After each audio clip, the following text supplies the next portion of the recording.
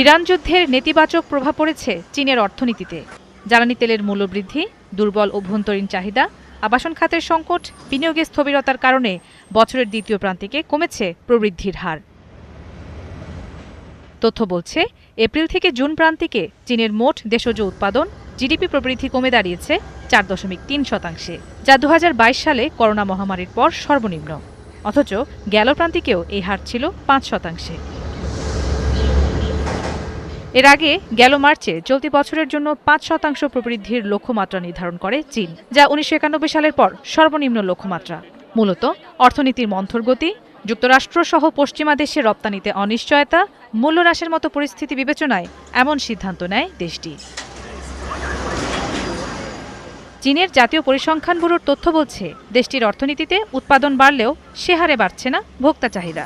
ফলে অর্থনীতিতে তৈরি হয়েছে ভারসাম্যহীনতা। এছাড়া কাটেনি দেশটির আবাসন খাতের সংকটও। নতুন বাড়ির দাম আবারও কমেছে, যদিও তা গেল মাসের তুলনায় কিছুটা ধীর গতির।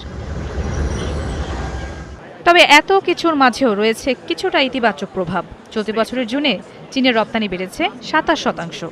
বিশেষ করে কৃত্রিম বুদ্ধিমত্তার প্রসারে ডেটা সেন্টারের জন্য সেমিকন্ডাক্টরের বৈশ্বিক চাহিদা বৃদ্ধি রপ্তানির পালে হাওয়া দিয়েছে।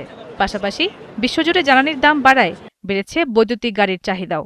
গেল মাসে দেশটির গাড়ির রপ্তানি ছাড়িয়েছে 10 লাখ ইউনিট। বিশ্লেষকদের মতে, শক্তিশালী রপ্তানির কল্যাণে দুর্বল অভ্যন্তরীণ চাহিদার চাপ অনেকটাই সামলে নিতে পারছে চীন। নুজহাত রাহনুমা, ৭১।